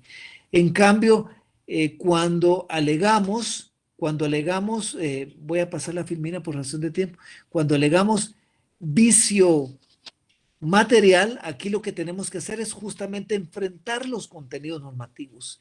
Hay dos modalidades especiales de planteamientos de inconstitucionalidad. Una, la inconstitucionalidad sobrevenida, y la otra, la inconstitucionalidad por omisión. La inconstitucionalidad sobrevenida ocurre cuando la norma preexiste la Constitución, o sea que la norma ya existía antes de que la Constitución fuera promulgada. Por ejemplo, el Código Civil, el Código Penal, existían antes de que la Constitución. ¿Y cómo puede entonces exigirse que se ajuste la Constitución? Eso sí es posible. Pueden estas normas tener preceptos que violen la Constitución. Entonces, para que una inconstitucionalidad sobrevenida sea viable, se necesita que la disposición preconstitucional esté vigente aún, que el examen de constitucionalidad se pretenda con relación a la Constitución vigente, no la Constitución que estaba vigente cuando esta norma fue emitida, y que el vicio sea de fondo y no procedimental. ¿Por qué? La respuesta la tenemos en la sentencia del 27 de marzo de 2001, expediente 1103-2000, que dice que esta Corte ha aceptado la inconstitucionalidad sobrevenida de normas, pero por incongruencia material, no así en lo referente a aspectos formales o de creación. Y la inconstitucionalidad por omisión, ocurre que esta es una modalidad muy especial de inconstitucionalidad, se ocurre cuando resulta que la Constitución manda a que se haga determinada norma, pero esta no se acata. Por ejemplo, la ley de aguas, la ley de pueblos indígenas. La Constitución refiere que debe emitirse una norma en cuanto a esos tópicos, pero no se emite. Esa es una inconstitucionalidad por omisión, cuando no se actúa a pesar de una previsión expresa, o cuando se actúa pero de modo deficiente, insuficiente o discriminatoria. Esas inconstitucionalidades, la inconstitucionalidad por omisión, precisa de 3 requisitos: la existencia de un mandato constitucional, y expreso o implícito, la inacción del legislador, por ejemplo, en la ley de aguas, ya van 38 años y no se emite esa ley, el vencimiento de un plazo razonable. ¿Será que fueron razonables 38 años? Claro que es irrazonable que no se haya emitido la norma, ¿verdad? La inconstitucionalidad por omisión también puede ser por omisión relativa, cuando sí ha existido una acción del legislador, pero esta regulación es incompleta o deficiente. Y la inconstitucionalidad por omisión absoluta, cuando no se ha emitido la disposición que manda la Constitución, caso de la Ley de Aguas y Ley de Pueblos Indígenas. La Corte de Constitucionalidad ha reconocido la viabilidad de la inconstitucionalidad por omisión relativa. Aquí hay una sentencia, hay un extracto de una sentencia en la Filmina, pero no ha admitido las inconstitucionalidades por omisión absoluta, porque ha referido que no puede forzar a un órgano del poder público como el Congreso a que legisle algo que por voluntad propia pues no lo ha hecho. La formalidad del planteamiento, cuando pues como ya se les dijo, tiene que cumplir los requisitos de la primera solicitud, tiene que expresar los motivos jurídicos de la inconstitucionalidad, se deben acompañar 12 copias de la inconstitucionalidad. Aquí los particulares deben actuar con el auxilio de 3 abogados y se debe acreditar la representación que se representa. Si no se cumplen con los requisitos, pues de repente la Corte de Constitucionalidad les da un plazo para el cumplimiento si estas son subsanables, y si no, pues va a rechazar el planteamiento. El trámite, pues el tribunal se va a integrar con 5 o 7 miembros. 7 miembros cuando sean normas emitidas por el organismo legislativo o el judicial, por la Corte Suprema de Justicia o por el Congreso, y dentro de los 8 días siguientes va a disponer la suspensión del precepto normativo si estima que este puede causar daños irreparables o que la inconstitucionalidad fuere notoria. Esto se manda a publicar en el Diario Oficial. Luego resulta que da audiencia por 15 días al Ministerio Público o a cualquier autoridad o entidad que estime necesario. La Corte de Constitucionalidad no está obligada a darle participación a cuanta autoridad se le diga. La Corte de Constitucionalidad solo le va a dar participación a aquella que le pueda aportar elementos para mejor decidir. Y luego resulta que, evacuada o no la audiencia, se da vista para que las partes aleguen dentro del plazo de 20 días. Esta vista tiene por objeto apoyar o no los argumentos, apoyar o refutar los argumentos del accionante, ¿verdad? El trámite, pues agotado el trámite de la vista, se dictará sentencia entre los 20 días siguientes. Lo primero que hay que revisar es si se cumplieron los presupuestos de viabilidad. Luego la Corte de Constitucionalidad examinará el planteamiento de conformidad con la tesis que nosotros planteamos. Por eso es que la tesis argumentativa es un elemento central de la inconstitucionalidad general. La inconstitucionalidad deberá ser resuelta como punto de derecho. ¿Qué significa esa? En abstracción de cualquier circunstancia fáctica o personal de la persona. Va a resolver como una cuestión abstracta, o sea, va a resolver conforme el contenido de la disposición, no conforme a las circunstancias del planteamiento. Los efectos propios de la sentencia, la inconstitucionalidad pues tiene carácter erga omnes, como ya les dije. El efecto normal es ex nunc, o sea, es a futuro, a partir del planteamiento de la declaratoria de inconstitucionalidad, va a tener efecto la declaratoria de inconstitucionalidad, salvo una excepción que aquí está establecido, que ustedes cuando lean las firminas las van a poder ver. Efectos de la sentencia desestimatoria: si se desestima la inconstitucionalidad, pues la norma va a seguir vigente, o sea, va a quedar incólume. Deberá decidirse sobre la imposición de multa a los abogados que patrocinaron y sobre la condena en costas. En la inconstitucionalidad en caso general, resulta que hay cosa juzgada formal, o sea, se adquiere condición de cosa juzgada formal cuando ya no procede ningún recurso. Y la cosa juzgada material, que se refiere a la posibilidad de volver a plantear la inconstitucionalidad, si la norma queda vigente, pues obviamente podemos seguir planteando la inconstitucionalidad, pero si ella, el tribunal, ya dijo que la norma es inconstitucional, constitucional, por ejemplo, tendríamos que ver nosotros qué nuevos argumentos tendríamos que aportarle al tribunal para ver si así ya lo podemos convencer, ¿verdad? Porque los mismos argumentos de un planteamiento que ya fue desestimado, pues obviamente va a correr la misma suerte, ¿verdad? Y los medios de impugnación: en la inconstitucionalidad general solamente procede la aclaración cuando hay conceptos oscuros, ambiguos o contradictorios, y la ampliación cuando se hubiera omitido algún elemento para resolver. Acelerando los pasos, pero bueno, vimos los dos mecanismos de control de constitucionalidad. Quisiera saber, a los valientes que se han quedado hasta el final, si tienen alguna duda sobre cualquiera de los mecanismos. Yo, si no tengo horario, entonces me las pueden plantear. Y si las dudas van en relación a que si yo comparto las filminas, sí las comparto. Las voy a poner a disposición de los asistentes de la magistrada Lemos para que las pongan a disposición de ustedes. Quiero decirles que yo he escrito sobre estas mecanismos de control constitucional. De hecho, la Corte de Constitucionalidad posiblemente para finales de año me publique un texto sobre las inconstitucionalidades, y cuando de repente pues esté a la venta, pues ahí pueden ustedes ver. Voy a ver si yo pongo a disposición de ustedes incluso unos esquemas que tengo de las dos inconstitucionalidades, que eso también forma parte del libro, y también lo voy a poner a disposición de ustedes.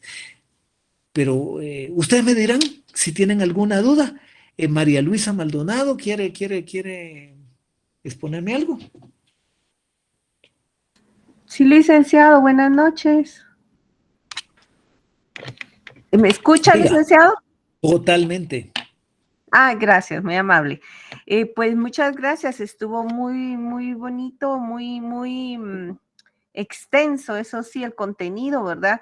Y hay algunas cosas que no le pude captar porque realmente Es muy rápido, yo la es muy comprendo, pero rápido, pero también el nivel, ¿verdad? El nivel es un poquito más elevado. Nosotros estamos en el cuarto semestre y hay algunas cosas que todavía no nos las han explicado previo, ¿verdad? sí, fíjense que creo que en San Carlos esta materia está paralela con teoría del proceso, entonces sí se necesita que ustedes ya manejen algunos otros conceptos. Sí, Cuando se sí, ve la sí, sí. inconstitucionalidad, sí, sí, la comprendo, Sí, pero bueno. ajá, Pero sí, pero mire, está a bien. estas alturas yo lo que sí me voy a dar por satisfecho que ustedes comprendan, por ejemplo, que comprendan diferenciar las dos inconstitucionalidades, que sepan que las dos inconstitucionalidades son mecanismos de control constitucional normativo, que conozcan los presupuestos de viabilidad de un mecanismo y del otro, que conozcan las modalidades de planteamiento de la inconstitucionalidad en caso concreto, por ejemplo.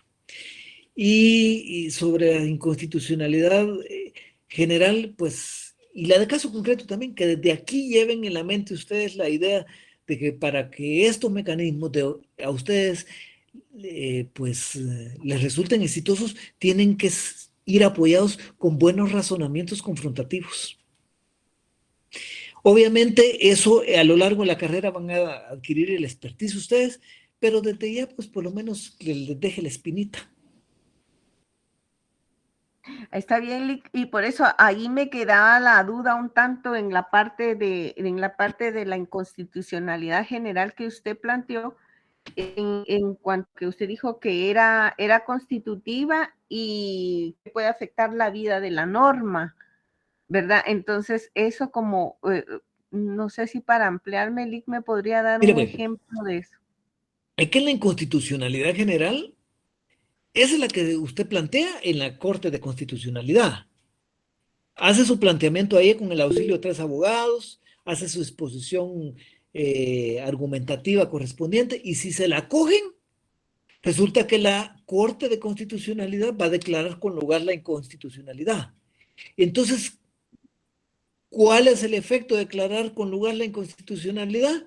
Va a expulsar del ordenamiento normativo la norma esa declarada inconstitucional. Entonces, ese es un efecto constitutivo. ¿Por qué? Porque no tiene el único fin de declarar la inconstitucionalidad, sino que de afectar la vida misma de la norma. Si la norma es inconstitucional, la expulsa del ordenamiento normativo. Si la norma es inconstitucional, la deroga, pues, o sea, el efecto de declararla inconstitucional es derogarla. Es que ya no cobre efecto más, que ya no tenga vigencia, que ya no haya acto alguno que se base en esa norma. Eso es en la general. En la de caso concreto, no me lo está preguntando, pero en el caso concreto el efecto es diferente. Ahí no afecta usted la vida de la norma. ¿Por qué? Porque si la norma la declaran inconstitucional, entonces el efecto va a ser que el proceso que se está ventilando, en el proceso que no se aplique esa norma. O sea, es un efecto que solo afecta a las partes, que solo tiene un efecto declarativo para las partes, pero la norma sigue vigente y sigue vigente porque no tiene una incidencia general como sí tiene la inconstitucionalidad general. Por eso es que se llama general, tiene una incidencia general. Ah, ya me quedó más claro, licenciado. Gracias, muy amable. De nada. ¿Otra inquietud? ¿Otra duda? No, muchas gracias. Alessandro. Estamos agradecidos por su clase. Buenas noches, licenciado. Gusto de saludarlo. Cuénteme, Tengo una duda. ¿Tiene algún fin el que recaiga sobre los abogados que plantearon una inconstitucionalidad, una sanción pecuniaria? Porque tengo entendido que cuando pierden el caso tienen que pagar una multa, ¿o no? Sí, tiene algún fin. Pues yo me imagino que es un fin disuasorio para que no planteen, no formulen planteamientos sin sustento. Fíjense ustedes que esto es bien interesante porque en la inconstitucionalidad general se establece por primera vez en la Constitución de 1965.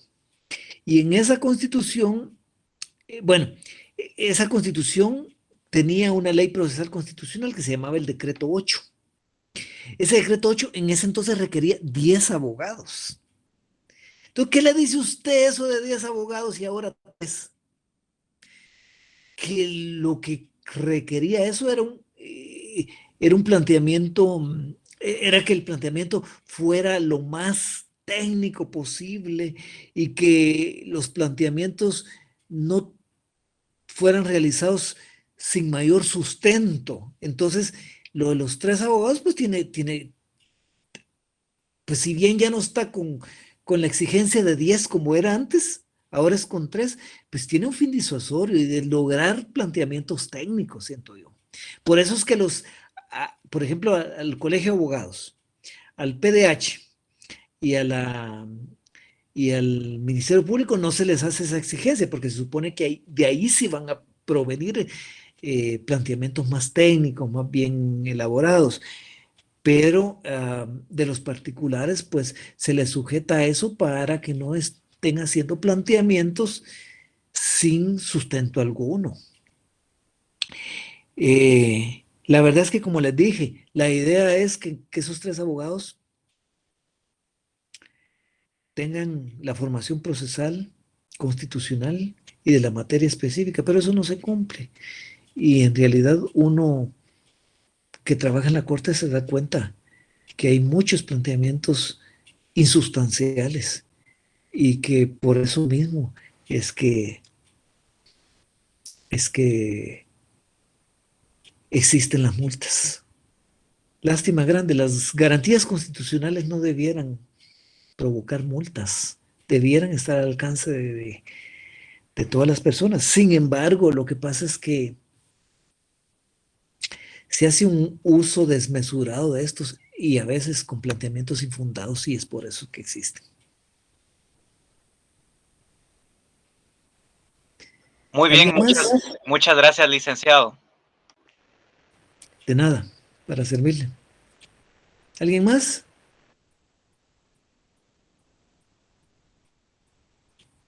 Bueno, Únicamente por la excelente disertación el día de muchas hoy. gracias.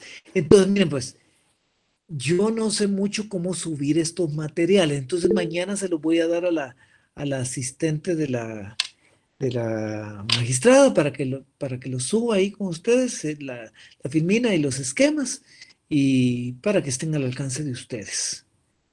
No sé, prefiero hacerlo de esta forma porque yo sé que expuse muy rápido, pero no tenía mayor tiempo.